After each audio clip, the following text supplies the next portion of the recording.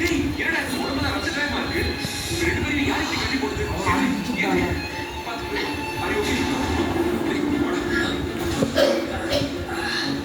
you okay? என்ன ஆச்சு? யார் என்ன பண்ணுது? எல்லாமே அந்த கீழே கிட்ட ரஞ்சித்தோட வேலைதான். என்னை கட்டி போட்டு கேஸை திறந்து விட்டு என்னை கொலை பண்ண பார்த்துருக்கான். What? ரஞ்சிதா? ரஞ்சித் உங்களை கொலை பார்த்தானா? எப்படி நந்தினி?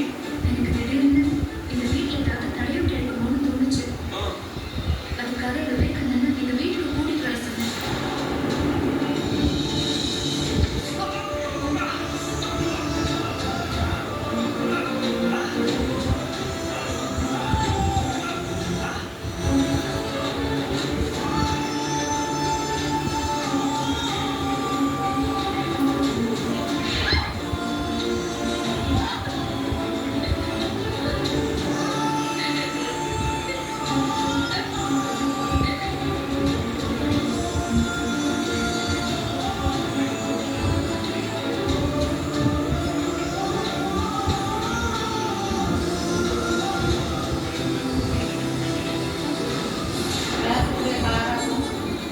நீங்க மட்டும் இங்க வரலன்னா நாங்க என்ன ஆயிருப்போம்னு தெரியல.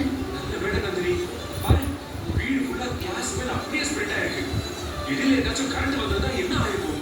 மச்சான், சில நேரங்கள்ல பவர் கட் ஆகுறது நல்லதான். சரி சரி ஓகே தானே நந்தினி?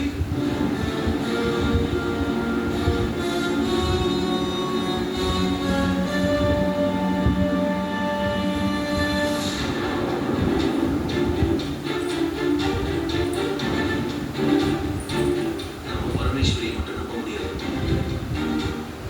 சில தடவை நம்மள கையை விட்டுருக்கா. வேற எதையாச்சும் ஏற்படணும். யாரும் ஏற்படணும்.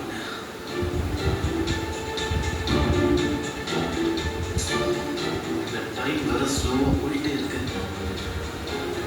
ஒருத்தரும் சூர்யா மட்டும் இங்க வந்துட்டானா கண்டிப்பா இந்த கல்யாணம் நடக்கவே நடக்காது. நமக்கு என்னடா சூர்யாவோட அப்பா சூர்யா வந்தா தான் நான் தவிக்கணும்னு சொல்லிட்டு இருக்கான். ஆண்டி வேற அந்த ஆள் சொல்றத கேட்பாங்க. இப்போ என்ன செய்ய? இப்போ என்ன செய்யறது?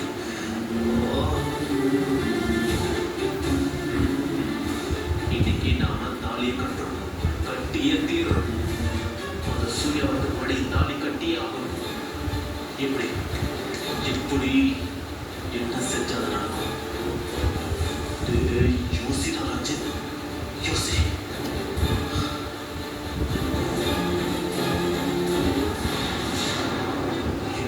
இவ்வளவு சின்ன டைம் தான் இருக்கு. அது வரைக்கும் சமாளிச்சுட்டா போதும். அதுக்கு மேல டைரக்டா ஃப்ளைட் ஏறிடலாம். ஃப்ளைட்டு தாயை விட்டு கிளம்பிட்டா அதுக்கப்புறம் நமக்கு எந்த கவலையும் இல்லை. என்ன செய்யறது, என்ன செய்யறது, என்ன செய்யறது? எப்படி ரஞ்சித்? எப்படி? யோசி யோசி யோசி. எப்படி ரஞ்சித்? புரியலைங்க. எஸ், அந்த இடியன் தரத்துக்கு லைக்கு. அந்த முட்டாள் தான் நம்ம என்ன சொன்னாலும் நம்புவான், நம்ம என்ன சொன்னாலும் கேட்பான். அவகிட்ட போய் பேசுவோம். அவகிட்டயே பேசலாம்.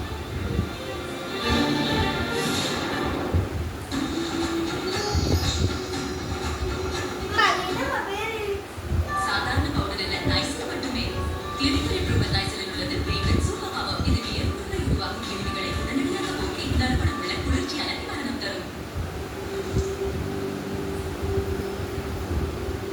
பல்பூச்சலிருந்து Break up time.